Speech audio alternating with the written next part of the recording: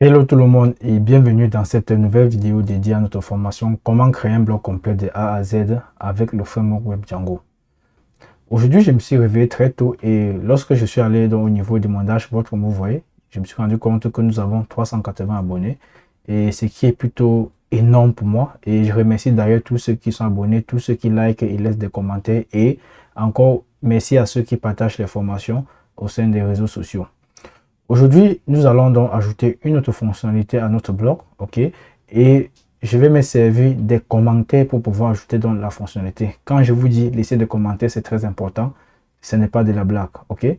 Si je viens au niveau des commentaires, au niveau des Dalako, il dit merci pour cette série de tutos. J'apprends un tas de choses. Merci vraiment pour une idée de fonctionnalité. Pourquoi ne pas implémenter un système de rôles et de permissions? Par exemple, on pourrait avoir comme rôle auteur, admin, modérateur, utilisateur avec pour chacun des permissions bien limitées ou pas. Ok, bon, là, dans la code, une fois de plus, merci énormément à ce commentaire que tu as laissé. Non seulement c'est pas un commentaire simple, un commentaire avec une suggestion de fonctionnalités et ce qui me va tout droit au cœur. Ok, là, ce que je vais donc récupérer ici, c'est modérateur.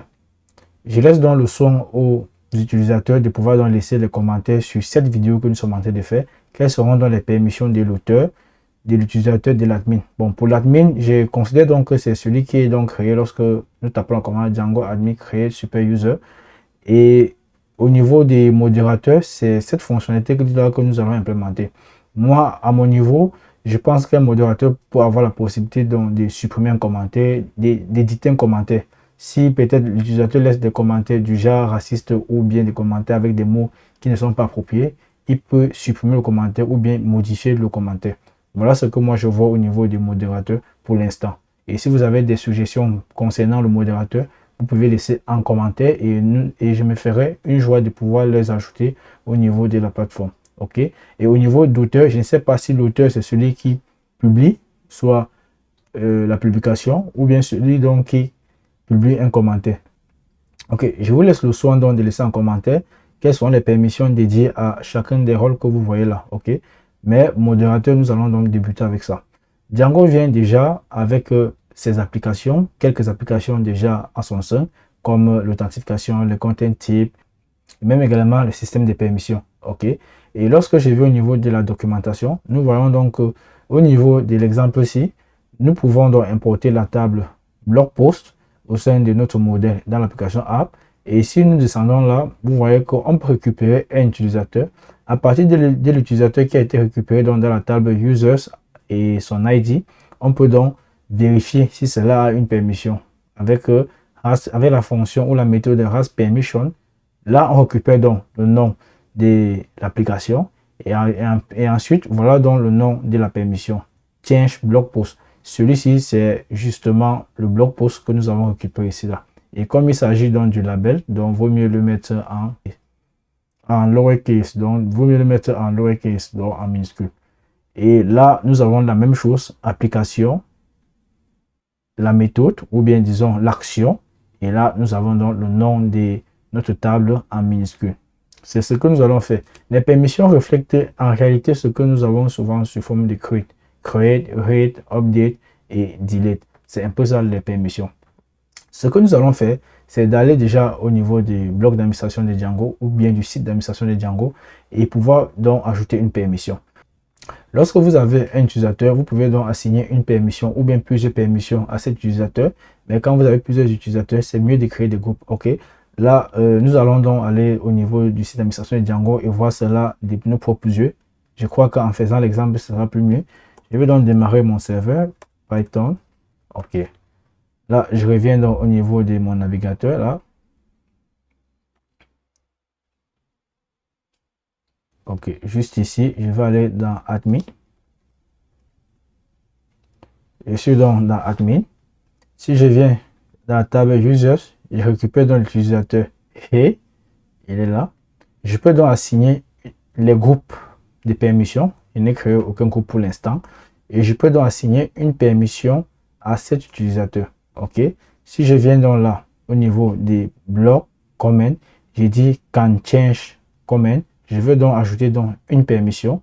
Et vous voyez que quand j'ajoute une permission, la permission là disparaît d'ici. Ou je peux dire même can delete aussi. Là, j'ai ajouté donc deux permissions, ou j'ai assigné deux permissions donc à cet utilisateur. OK. Et je vais donc aller donc au niveau donc de ma vue, voir comment est-ce que je peux manager cela. Si je reviens donc au niveau de mon éditeur de test, je viens donc dans bloc, dans la vue. Quelle est donc la vue qui est donc qui sera donc considérée? Je vais encore revenir au niveau de mon appli. OK, je suis donc dans Bootstrap 5. Là, j'ai donc mon post detail. C'est cette vue qui est donc prise en compte. Si j'utilise un décorateur ici sur ma fonction, cela doit poser un problème parce que ceux qui n'ont pas la permission ne pourront même pas voir la publication. Or, ce que nous voulons, c'est déjà pouvoir mettre donc un bouton là qui va permettre donc de supprimer ou bien de mettre à jour euh, le commentaire qui sera posté. OK? Donc, ce que je peux faire, c'est de venir donc au niveau de mon template. Je crée le bouton et ensuite je vais masquer ce bouton là. OK? Avant de faire cela, je vais donc aller dans mon template. Je regarde mon template qui concerne la vue. Il est là. Et je vais donc mettre HTML pour être plus rapide. OK? Et ensuite, je vais me rendre donc au niveau du Bootstrap. Et je pars donc dans Component. Je récupère Drop Down. Je vais donc récupérer celui-ci. Je copie. Je viens à quelque part là, juste vers la fin. Je vais coller d'abord ça pour faire des différents tests et me rassurer que ça marche comme je veux. OK? Si je me fais comme ceci et que je viens là, je vais actualiser. OK, voilà mon drop link qui est là. Pour l'instant, ça ne s'affiche pas parce que le JavaScript n'est pas pris en compte. Bon, ce n'est pas ça qui nous intéresse pour l'instant. OK. Qu'est-ce que je peux faire? Je peux venir donc au niveau de ce bouton, essayer donc de le cacher. Je dis if, OK, permissions. Bon, quelle est la permission donc que nous avons définie au niveau du site d'administration? Si je reviens là, c'était plutôt pas ici. Nous avons la permission change comment. OK, donc je viens là. Post, qui est le label ou le nom de mon application. Et ensuite, donc, je vais dire change comment. Je mets dans le nom de ma table. Quelle est la table? Je vais donc venir au niveau des modèles. Voilà dans la table qui est comment. Donc, je vais prendre ça en minuscule. Je mets donc comment. OK. Et là, je peux faire un P. Je dis has permission. Permission. OK, je vais sauvegarder là. Je reviens ici, je vais actualiser pour voir ce que cela donne. OK, on me dit has permission, je ne vois ça nulle part.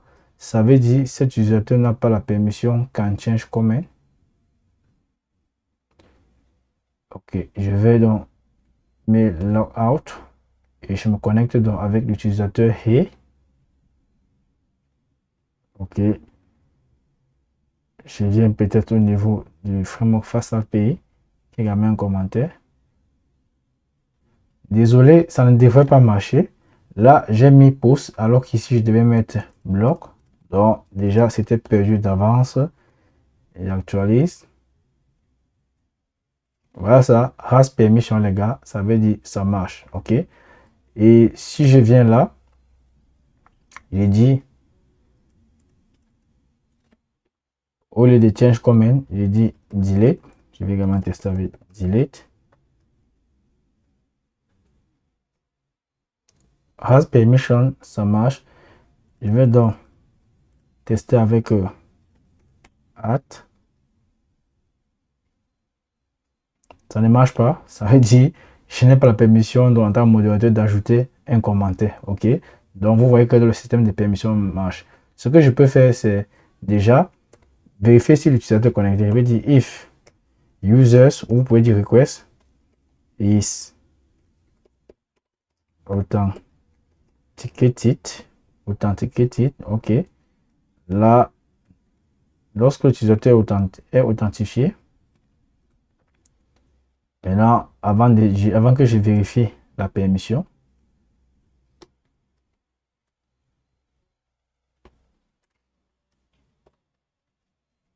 OK, là, je vais faire ceci.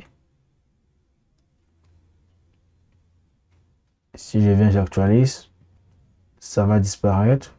Et par contre, si je viens là, je dis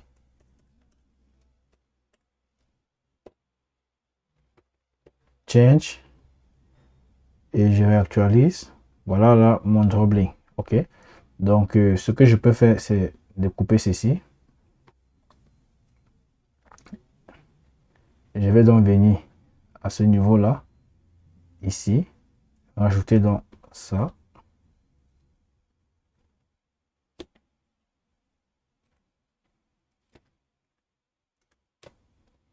Et j'ajoute ceci comme ça.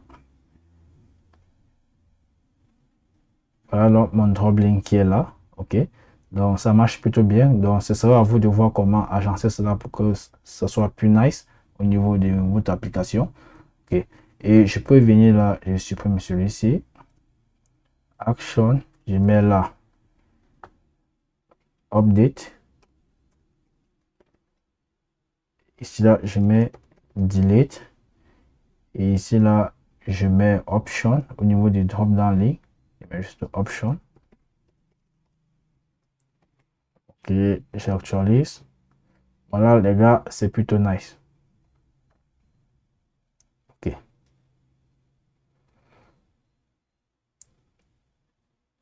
Si je me connecte avec notre utilisateur, se connecter, je vais utiliser proxy.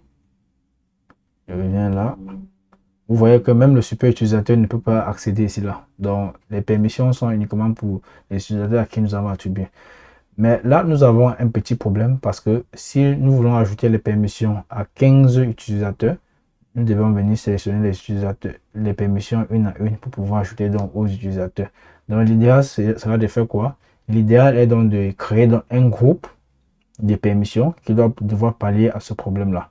Donc, ce que je peux faire, c'est venir là, créer directement au niveau des groupes. Je vais ajouter groupe ici, ou je peux venir dans Groups et je dis Add Groups. Je vais mettre modérateur parce que nous devons avoir plusieurs permissions au sein de notre application. Je viens là au niveau des blocs, comment, je dis can change comment, can delete. OK, là c'est bon. Quand add comment, là présentement n'importe qui peut ajouter un commentaire, donc pas la peine de mettre quand add comment là, c'est pas important pour nous. OK, là c'est plutôt bon. Je vais donc save. OK, étant donné que j'ai déjà save cela, je peux donc venir donc au niveau de mon éditeur et là au lieu de mettre ça comme ceci, je vais donc utiliser donc la boucle for. OK, donc je vais revenir au niveau de mon HTML d'abord pour que ce soit facile. Je vais dire for groups in groups. Donc je vais mettre in users pour groups avec s, n'oubliez pas le s, pour all, étant donné que c'est un champ many to many. Je vais dire if permission, désolé, if group, alors group.name égal à je mets dans le nom de la permission qui sera quoi? Moderator. J'espère que c'est l'orthographe. OK, si tel est le cas, je vais venir là, je récupère celui-ci, l'intérieur d'abord, sans les if, je coupe. Je viens donc coller ceci juste là. OK, c'est nickel. UL, l'indentation, nickel.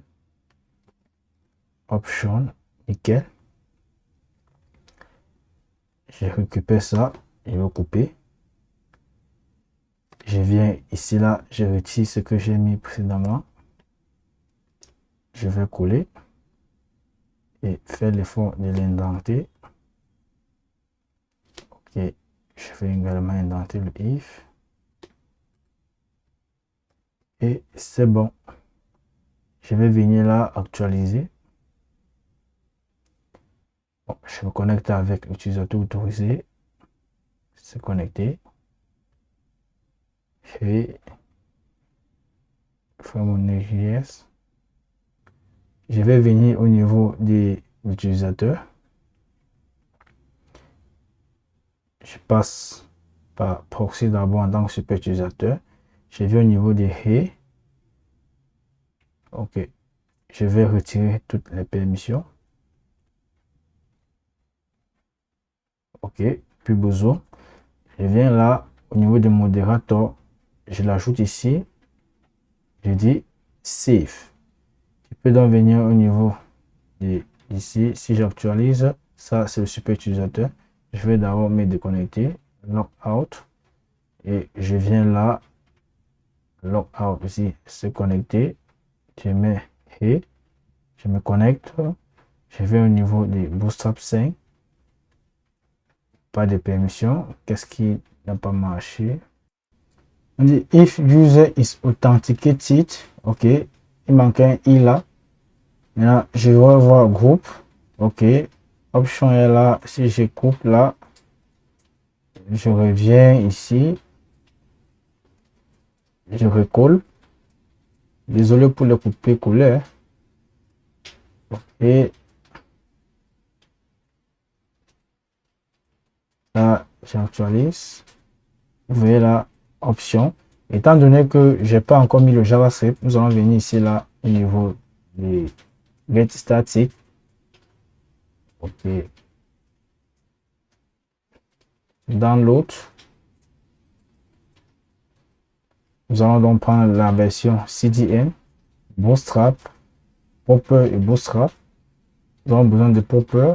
Je viens là au niveau de mon appli. Je viens au niveau de mon template. Base. Je peux supprimer ce comment. Il est plus important pour nous. Et je viens là. J'importe directement. Je vais dire diffère. Vous l'importez juste à la fin. J'arrive là, je recharge. Pourquoi le chargement est si rapide? Voilà, update, delete action. OK, je reviens là au niveau ici. Je retire action là. La option, on peut update, on peut delete. OK, donc je vais donc me déconnecter et créer un autre utilisateur qui va s'appeler joueur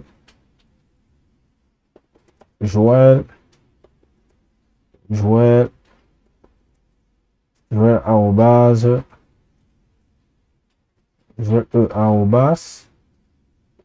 yahoo.com. Mot de passe, je laisse là. Je mets également le même mot de passe là. Je dis s'inscrire. Là, je viens là, je dis je veux sauvegarder le joueur. Ça mémorise. Si je viens ici, là, je n'ai pas la possibilité donc de pouvoir avoir dans les options parce que il n'a pas encore été ou je n'ai pas encore ajouté les permissions. Si je viens là au niveau et j'actualise, j'utilise proxy, je me connecte, je viens sur l'utilisateur joueur, il dit groupe. OK, je vais donc save ça tranquillement, que je remonte au niveau d'ici. Là, je dis logout, je dis se connecter, joueur, je me connecte, je viens vite là. Voilà dans les options. OK les gars, vous avez vu comment implémenter les permissions, soit les permissions simples ou bien les permissions avec les groupes. Je compte donc sur vos commentaires et vos idées de pouvoir nous étayer comment est-ce que nous allons donc implémenter les permissions au sein de notre application. J'attends vos commentaires. Thank you for watching and don't forget to subscribe. See you next time. Peace.